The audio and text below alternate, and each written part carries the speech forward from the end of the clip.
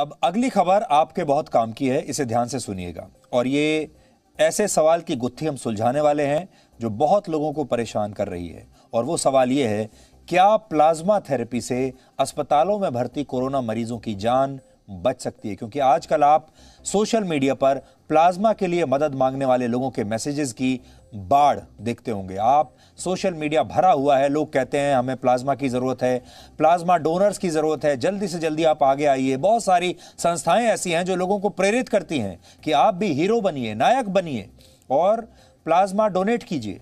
और फिर लगातार ऐसे संदेश आते चले जाते हैं कि फलानी जगह इस व्यक्ति को प्लाज्मा की ज़रूरत है, फलानी जगह इस व्यक्ति को प्लाज्मा की ज़रूरत है। आप अस्पतालों में पहुंचिए, आपको कहा जाता है कि जब आप ठीक हो चुके हैं कोरोना वायरस से तो आपको अपना प्लाज्मा ज़रूर डोनेट करना चाहिए। अगर आपने डोनेट नहीं किया तो आप देश सेवा नहीं कर रहे। अब आपके मन में सवाल होगा कि आखिर ये ब्लड प्लाज्मा होता क्या है और इसकी इतनी मांग क्यों है, और क्या वाकई प्लाज्मा थेरेपी से कोरोना वायरस के मरीज ठीक हो जाते हैं? बड़ी बात यह है। तो हम आज आपको यह बताने वाले हैं कि क्या यह थेरेपी ओवर हाइप्ड है। सबसे पहले आपको बताते हैं कि प्लाज्मा होता क्या है।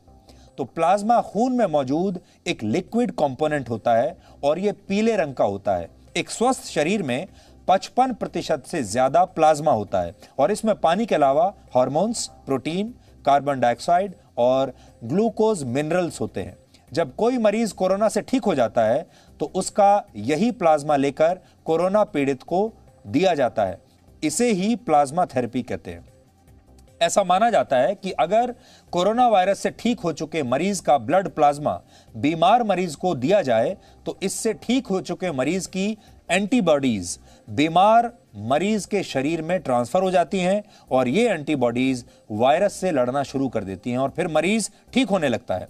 कई डॉक्टर्स मानते हैं कि जब वायरस किसी शरीर में बुरी तरह से अटैक करता है और उस शरीर में एंटीबॉडीज नहीं बन पाती तो प्लाज्मा थेरेपी ऐसे समय में काम आ सकती है। और यही वजह है कि इस समय ब्लड प्लाज्मा की काफी डिमांड है। लेकिन अब यहां समझने वाली बात यह है कि क्या यह प्लाज्मा थेरेपी कोरोना मरीजों की जान वाकई में बचाती है? तो इसका जवाब है ज्यादातर मामलों में नहीं। ज्यादातर मामलों में यह असरदार नहीं होती, इससे जान नहीं बचती। एक स्टडी के मुताबिक इस समय भारत में कोरोना के जितने मरीज हैं उनमें से सिर्फ 10% मरीजों को ही यह प्लाज्मा थेरेपी दी जा सकती है। लेकिन बड़ी बात यह है कि कई रिसर्चेज में यह भी बात सामने आई है कि इन 10% मामलों में भी यह प्लाज्मा थेरेपी कारगर साबित नहीं होगी। इस संबंध में भारत के 18 बड़े डॉक्टर्स, वैज्ञानिकों और पब्लिक हेल्थ प्रोफेशनल्स ने भारत सरकार के प्रिंसिपल साइंटिफिक एडवाइजर के विजय राघवन को एक चिट्ठी लिखी है जिसमें यह सिफारिश की गई है कि प्लाज्मा थेरेपी से मरीजों के ठीक होने के सबूत नहीं मिलते, इसलिए इसे लेकर सरकार को कड़े कदम उठाने चाहिए, नियम बनाने चाहिए और इस थेरेपी पर यानी प्लाज्मा थेरेपी पर रोक लगा देनी चाहिए। यह आपको सुनना चाहिए और ध्यान देना चाहिए इस पर। यानी भारत में हुए कई शोध यह बताते हैं, उनके आधार पर बड़े डॉक्टर्स और वैज्ञानिकों का मत यही है कि प्लाज्मा थेरेपी कोरोना मरीजों के इलाज में कारगर नहीं है। और ऐसा नहीं है कि यह बात सिर्फ हमारे देश के ही डॉक्टर्स और वैज्ञानिक कह रहे हैं। ब्रिटेन में इस विषय को लेकर 11,000 लोगों पर एक परीक्षण किया गया, लेकिन इस परीक्षण में प्लाज्मा थेरेपी का कोई कमाल देखने को नहीं मिला। यही नतीजे तब रहे जब अर्जेंटीना में इस पर रिसर्च हुई, वहां भी डॉक्टरों ने इस इलाज को कारगर नहीं माना। भारत में मेडिकल रिसर्च करने वाली सरकारी संस्था ICMR ने भी पिछले साल इस पर एक रिसर्च की थी जिसमें यह बात सामने आई थी कि प्लाज्मा थेरेपी मृत्यु दर को कम करने और कोरोना के गंभीर मरीजों का इलाज करने में कोई खास कारगर नहीं है। हालांकि आप सोच रहे होंगे कि जब इलाज का ये तरीका कारगर है ही नहीं तो फिर डॉक्टर इतनी बड़ी संख्या में प्लाज्मा मांग क्यों रहे हैं? तो इसका जवाब भी Indian council of medical research यानी ICMR ही है।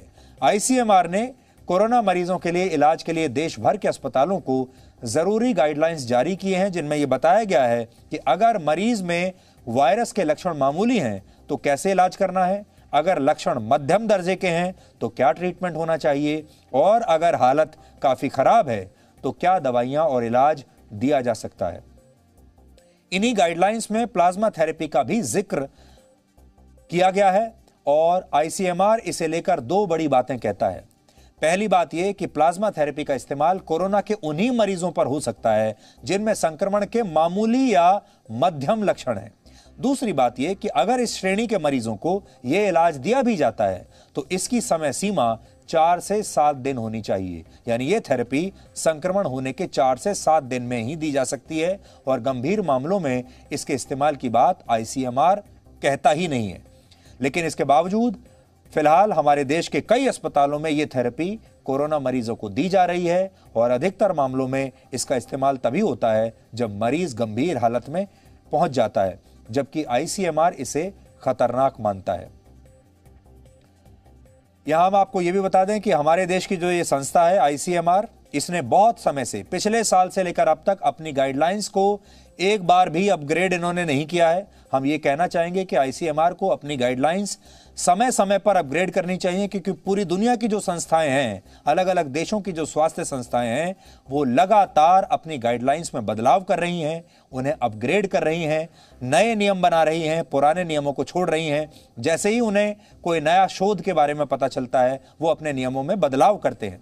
जैसे आपने अभी देखा, अमेरिका ने भी अपने नियमों में बदलाव किए हैं। लेकिन आईसीएमआर लंबे समय से सेम गाइडलाइंस पर चल रहा है, सेम दवाइयों पर चल रहा है।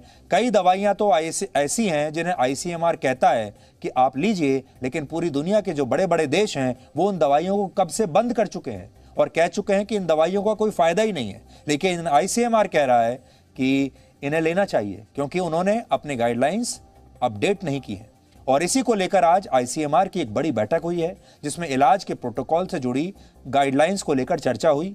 और अब हमें ऐसी खबरें मिल रही हैं कि 1-2 दिन में आईसीएमआर अपनी नई गाइडलाइंस जारी कर सकता है और संभव है कि कोरोना मरीजों पर प्लाज्मा थेरेपी के इस्तेमाल पर इसके बाद रोक लगा दी जाएगी और इससे हमारे देश में कई दुकानें बंद हो जाएंगी। बहुत सारे लोग जो आपको लगातार ये प्रेरणा देते रहते हैं, बहुत सारे लोग जो कहते रहते हैं कि प्लाज्मा को डोनेट कीजिए, संस्थाएं भी ऐसी हैं, वो उन सब को अब अपने ऊपर रोक लगा लेनी पड़ेगी। भारत में इस समय मरीज को प्लाज्मा दिलाने के लिए कई एनजीओज काम कर रहे हैं, कई तरह की मोबाइल एप्लीकेशंस आ चुकी हैं और सोशल मीडिया पर भी बहुत सारे लोग इसे लेकर ठीक हो चुके कोरोना मरीजों की जानकारी और उनके मोबाइल नंबर शेयर कर रहे हैं ताकि उनसे प्लाज्मा लिया जा सके। जबकि ज्यादातर स्टडी यही कहती हैं कि यह इलाज कोरोना मरीजों पर कारगर नहीं है, लेकिन यह नाम कमाने का एक ऐसा शौक हमारे देश में कुछ लोगों को चढ़ा है कि वो मानने को तैयार नहीं। इस पर हमने आपके लिए आज एक रिपोर्ट तैयार की है जो आपको इसे लेकर जागरूक करेगी। इस रिपोर्ट को आप ध्यान से देखिए और चाहें तो अपने परिवार और दोस्तों के साथ इसे शेयर भी कीजिए, वो सारे लोग जिन्हें प्लाज्मा थेरेपी को लेकर गलतफहमी है।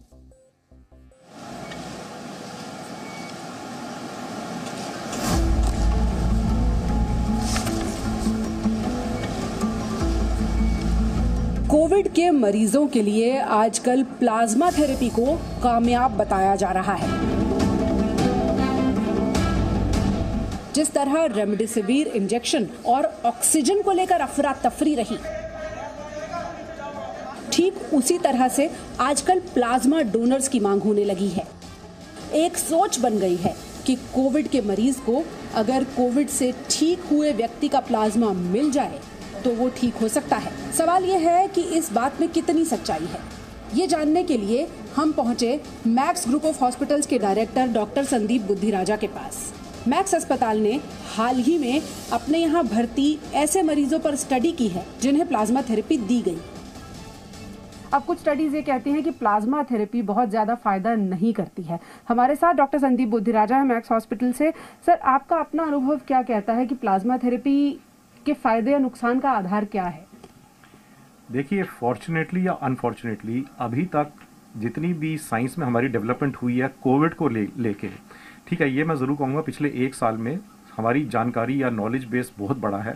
जिस सिचुएशन में प्लाज्मा काम करता हुआ दिख रहा है वो है मॉडरेट इलनेस में, जबकि मरीज को ट्रीटमेंट जैसे स्टीरॉइड्स हैं या रेमडेसिविर है वो शुरू कर दिया गया है और उसके बावजूद भी मरीज की ऑक्सीजन की रिक्वायरमेंट बढ़ती जा रही है। मतलब उसका हाइपोक्सिया, बॉडी की ऑक्सीजन की डिमांड बढ़ती जा रही है और इन मेडिसिन के बावजूद उस स्टेज पे प्लाज्मा एक एडिटिव ट्रीटमेंट है जो कि फायदेमंद हो सकता है।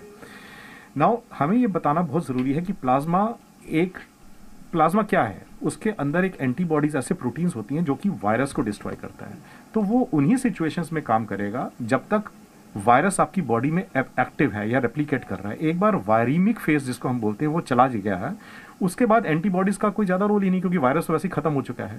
तो वायरीमिक फेज होता है वो फर्स्ट 7 to 10 डेज में होता है।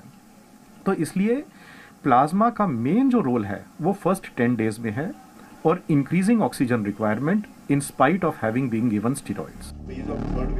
डॉक्टर संदीप से हमने ये भी जानना चाहा कि उनकी स्टडी के नतीजे क्या रहे और प्लाज्मा थेरेपी से किन्हें फायदा हुआ। बेनिफिट जो प्लाज्मा में हुआ मैक्सिमम जो जिनकी एज 60 साल से ज़्यादा थी, number 1। Number 2, women better than main.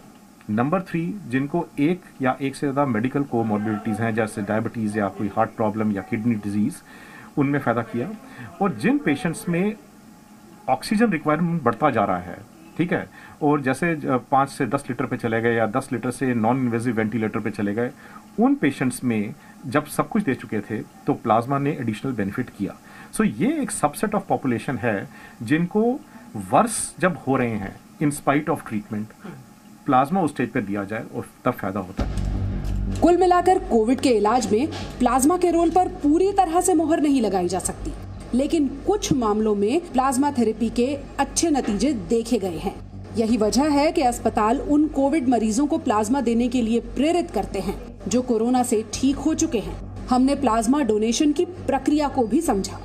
Plasma donation की प्रक्रिया क्या होती है वो भी हम आज आपको समझाएंगे, और कौन प्लाज्मा डोनेट कर सकता है, डोनेट किया हुआ प्लाज्मा किसको दिया जा सकता है, ये सब चीजें समझाएंगे। जो डोनेट कर सकते हैं प्लाज्मा, कौन कौन कर सकता है? सबसे पहले जिनको कोविड हुआ है सिर्फ वो ही डोनेट कर सकते हैं। आजकल बहुत सवाल मेरे पास आ रहा है कि वैक्सीनेशन हमारे को हुआ है और हमारी एंटीबॉडीज़ हैं और हम तो डोनेट करना चाहते हैं, पर ऐसे लोग जिनको खाली वैक्सीनेशन से एंटीबॉडी बनी है वो नहीं डोनेट कर सकते। तो सबसे पहले एंड फॉरमोस्ट कि आपको कोविड इन्फेक्शन होना चाहिए। दूसरा कि कोविड इन्फेक्शन जो है वो विदिन 4 मंथ्स में होना चाहिए। विदिन 4 मंथ्स में ही आपको कोविड इन्फेक्शन होना चाहिए, अदरवाइज उससे पहले अगर हुआ है तो आप डोनेट नहीं कर सकते। प्लाज्मा डोनेशन को लेकर ये सवाल भी उठे कि क्या महिलाएं प्लाज्मा डोनेट कर सकती हैं? महिलाएं सिर्फ वो नहीं दे सकती हैं जिनने बच्चे पैदा कर रखे हैं। आई मीन सपोज जिसके 1 या 2 बच्चे हुए हैं, 1 बच्चे वाले भी नहीं डोनेट हम नहीं करवाते, क्योंकि कई बार अबॉर्शन की हिस्ट्री होती है, मिसकैरेज की हिस्ट्री होती है और वो लेडी हमें बता नहीं पाती हैं। तो to be on the safer side हम जो भी मतलब फीमेल्स ने बच्चे बोर करे हैं उनसे हम नहीं लेते हैं। कोरोना वायरस से रिकवर हुए मरीज ही प्लाज्मा डोनेट कर सकते हैं। शर्त यह है कि उन्हें ठीक हुए कम से कम 14 दिन और ज्यादा से ज्यादा 4 महीने ही बीते हों। एक शर्त ये भी है कि जिन लोगों को कोरोना नहीं हुआ है और वो वैक्सीन लगवा चुके हैं, वो कोरोना वायरस के इलाज के लिए प्लाज्मा डोनेट नहीं कर सकते हैं। अब आप ये भी जानना चाहते होंगे कि प्लाज्मा डोनेशन में कितना समय लगता है और इसे कैसे दिया जाता है। ये जो मशीन है, अगर आप इस पे हमें समझा सकें कि जब प्लाज्मा डोनेट किया जाता है कितना लंबा प्रोसेस होता है और जो व्यक्ति डोनेट कर रहा है उसको क्या ध्यान रखने की जरूरत है? जैसे ये मशीन है, इसके ऊपर हम जो किट होती है वो उसी टाइम खोलते हैं, स्टेराइल किट होती है, वो लोड करते हैं इसके ऊपर और एक प्रोग्राम के तहत जो है प्लाज्मा लिया जाता है। 30 to 40 मिनट्स लगते हैं डोनेट करने में, और means 1 person at one time can donate 400 ml of plasma, और 24 आवर्स के गैप के बाद दूसरा 200 ml जाता है। कितने दिन बाद वो फिर प्लाज्मा डोनेट कर सकते हैं? जो व्यक्ति एक बार डोनेट कर रहा है वो आफ्टर 2 वीक्स वापस डोनेट कर सकता है, पर वापस कब डोनेट करेगा उसके सारे एंटीबॉडी टेस्टिंग फिर से होंगे। डीएनसी एक्ट में दे रखे हैं वो सारे लागू होंगे यहाँ पर, और उन सारे फैक्टर्स में 12.5 हीमोग्लोबिन एंड अबव जरूरी है, तो वो करना पड़ेगा। तो आज आपको कम से कम ये समझ में आ गया होगा कि आप प्लाज्मा डोनर हो सकते हैं या नहीं हो सकते हैं। उसके बाद अगर आपके सेफ्टी को लेकर आपके मन में कोई सवाल हो तो डॉक्टर संगीता ने बताया कि तमाम सीरोलॉजिकल टेस्ट किए जाते हैं और उसके बाद ही ये तय किया जाता है कि आपसे प्लाज्मा या ब्लड या कोई भी कंपोनेंट लिया जा सकता है या नहीं लिया जा सकता है। पूजा मक्कड़, जी मीडिया, दिल्ली।